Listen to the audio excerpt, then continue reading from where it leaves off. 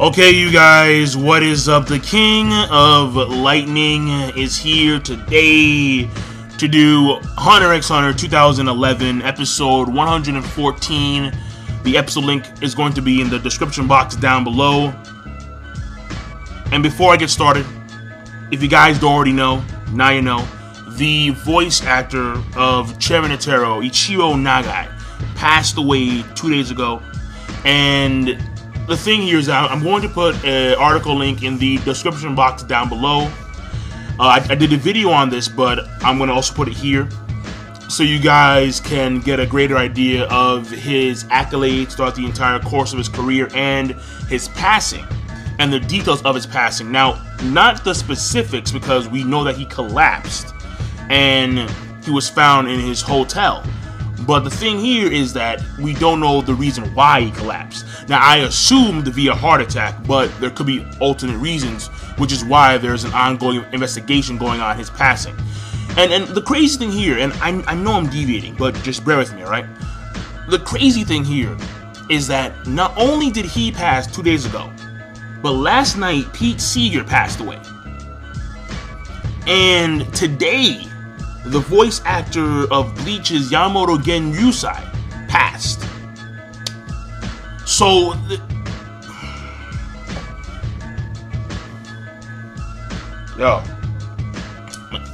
it's heavy. It really is heavy because I don't even know where to start, to be honest. I just don't. So let me not start at all. Basically, if you want some up-to-date news on individuals who are respected and well-known within their fields passing, then now you know. In fact, later today, I'm going to do that video about the voice actor of Yamamoto Genryusai passing. I'll do that. So, because I just found out, like, a few minutes ago. So, it's crazy. It's insane. But let's move on. This episode of Hunter x Hunter, I know, like, really sad start. But it is what it is. That's the truth. That's reality. Alright, I mean, even though I'm here talking about anime, this is the reality. People are dying, and death is natural. Death is, again, it is the ultimate. And, you know, you guys don't want to hear it. Hunter x Hunter 2011, episode 114. This one right here, speaking of deaths, Shoot Makamaho had a near-death experience, and that's very obvious. He was about to die. And the episode mainly focuses on Shoot, Knuckle, and the King, Meruem. Well, no, actually, no, four things, actually, because it's the King, Meruem, well, no, the King is Meruem, Zeno, and Chairman Netero, and on top of that, a little scene here with Killua and Gon. Oh, and never mind, and Icargo stuff too, so yeah, so there's a lot of parts to cover here. We'll cover them all. We'll go. Let's fly like eagles in the sky. The thing here is this. So let me go away from the whole Shoot and Knuckle, because that's like the end part, and that's like the main meat of the episode. So let me start at home base. Home base. Zeno, Dragon Head. And he makes this dragon, and this is clearly high-end emissions class. That's very obvious. I mean, you could tell from the get-go, from Jump Street, when you saw his dragon die. Very high-end emissions. The same category as Leorio. Now, granted, Leorio, he's not, you know, Zeno level, not yet. But what I can say is that he made the Nen neutral so it wouldn't hurt Meruem.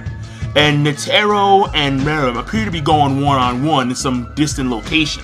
And the thing here that's very cool is that when we have the narrator talking, again, this is why the narrator is so damn important. This is why the narrator is so damn good. We have Zeno, and he's doing this dragon head attack, this technique, to relocate Netero and Meruem. But the thing here is that the narrator says he's doing it out of respect, or maybe ... So you're thinking fear. You're thinking that he's doing it because he's truly afraid of Meruem, because Meruem is beyond the scope of their imagination. Alright, he's quote-unquote by Netero truly frightening. And the thing here is that Zeno, for someone like Zeno to be afraid, for someone like Zeno to be afraid of an individual, for someone like Netero to be afraid of an individual. Yo, man, Yo, man, this, woo, yo, there's a lot of hype on the king. So we see the power, we know the power of Neferpitou. We're kind of seeing the power of Poof a little bit, and we're now seeing the power full on with Youpi. Well, kind of full on, but when it comes to the king, he's getting a lot of hype because some of the top tier dudes in the Hunter x Hunter verse that we know so far, some of the top tier dudes are sweating. They're like, whoa, like they need towels. Like, yeah, they sweating. So it's really cool to see that all pan out. That's number one, and we have a lot to cover, so let's speed it up. Number two, Morel and Poof. Shout out Poof. Basically, Poof has this ability, right? I forgot what it's called. Spiritual message. Yeah, there we go. And what it does is that it allows Poof to basically like sense or perceive one's character, and he can tell that Morel has more confidence than he does caution, and there's also resolve in there. So basically, he can perceive your mindset. He can perceive your character via his spiritual message. All right, that's the way it works, pretty much. And basically, he is wrapped up in this like cocoon type thing, and he's going to quote unquote transform. And Morel's can go ahead because hey, the more time you waste, the better for me. So that's number two. Number three, there's this whole thing with Gon and Killua, and I don't really know what's going on exactly, but from my understanding, Gon says let's go, and then Killua is taking that in a deeper meaning, as opposed to just simply going over to Neferpitou and having their battle. No, like let's go may mean something different, something deeper. Now what that is exactly, I don't know. But the thing here is that the emotions are very high when it comes to Killua. Now, I doubt that he's overthinking things because Killua does seem to have a good mind when it comes. He seems to have a good senses when it comes to these things, particularly when it comes to Gon. It's just that right now the emotions are pretty high, and what's going to happen exactly, I'm not too sure. But it's not really like the main meat, so for now we'll bypass it and let's move on. Now, when it comes to Icargo. He got caught. It's very obvious he got caught. I mean, you see Cheetu, he runs off because he wants to show up. He wants to show off his new ability. So he ran the direction where Zeno did his dragon head. So what's gonna happen there, I'm not too sure. But here's the thing: we have Icargo, and he's taking, the body. He's controlling the body of the one guy. I've got his name, Flutter. And the thing about it is that Wolfen's watching, and the other guy, his name escapes me. I forgot his name completely. But he mentioned how he had orders from Hagia. And both the crab dude and Wolfen were like, wait a second, hold on, Hagia? Now, they didn't say it directly to him, but when Icargo went down the elevator, they were like, wait a second, hold on, something's not right. And the reason why is very simple.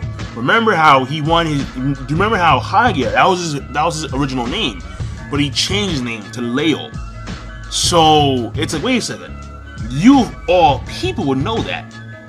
So why are you calling Lael Hagia? Something wrong here. So, the thing is that now, and plus I'm pretty sure that they should know that he's dead. No, they should know. I think Wolfen should definitely know that Hagia is dead. Lael is dead. So there's something wrong here, and they know it. They can clearly see that something is amiss. And what's very impressive is that the crab guy was able to perceive this, whereas Wolfen, he was also to perceive it, but Wolfen had a greater period of time to perceive it. Where the crab guy, he knew immediately, wait, like one second, like something's off. So because Wolfen, he was there like the entire time, watching. He saw Flutter / Icargo meet up with Killua, or like they passed by each other, and he knew that. But the crab guy is also pretty smart too. Now the last part of the episode, because I think that's pretty much it. Morel, and then there was Dragon Head, then there was Gon, then there was Icargo. So so the last part pretty much. Shoot Makmaho. on the verge of death. I'm about to die. I'm about to go kick the bucket. KO, done, finish him, over. And Youpi, honestly, he's just doing this real chill. Like, all he's doing is flinging his arms around. And he's cutting, shoots, though he's not getting any vital. He's not getting any of the vitals, but he's still cutting him. And he has, like, all these very deep wounds. And Knuckles just like, yo, this is my boy. You're my boy, Blue. He's just really upset. So he starts to cry. And he was going to rush in there, but apparently the chameleon later on, his ability has already run out, or his breath is already at its limit. And I think I know the reason why. Because this has been so hectic. Alright, had things have gone according to plan, his breath would have, been the same, like 1 minute, 2 minutes, I don't know how long. But because things have been so hectic, when it came to the dragon dive, when it came to Youpi and him destroying the staircase and so on and so forth, yeah, it's taken a toll on him and he's already lost breath. So even though he normally lasts for like a minute or two, which, take it as you would, the thing is that he only lasts for a second or for a few seconds because it's so hectic. Now, Shoot had a near-death experience. And when he was falling down, he was on some JoJo shit. Like, he was all posed up, like, yeah. I'm like, yo, like, what is that, dude? Like, I understand that. I mean, he sees the butterflies. Like, I can keep on flying. I can keep on flying. I keep on going.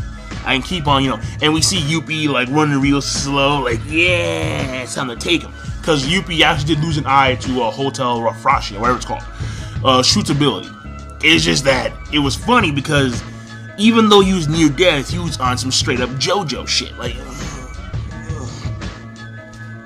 if you haven't seen JoJo's Bizarre Adventure, watch it, because there's all these weird poses, and some of these poses go into the realm of homoerotic. So you're like, yo, like, what in the name of Lord is going on? And all the lords, Zeus, Jesus, Buddha, I don't know. Just what's happening here, because it's too many weird poses. But that being said, he is saved because Knuckles says, fuck it, I'm gonna go in there. Alright, straight, like, oh, he reminds me so much of Cool Bar. It's not even funny, oh my god. So we see him, and he's like, I'm gonna stand like a real man's man. Come at me, bro. Come at me, bro. And he's like, yeah, come at me. And then Youpi's, he's having the face off with Youpi. So the thing here is that it was pretty cool. I don't know what like the main two parts were, but there is the one main part, and that's Shoot and Knuckles, and that's very obvious. But the other parts get like a fair amount of time. When it comes to Icargo, when it comes to Dragon Head, it's awesome. When it comes to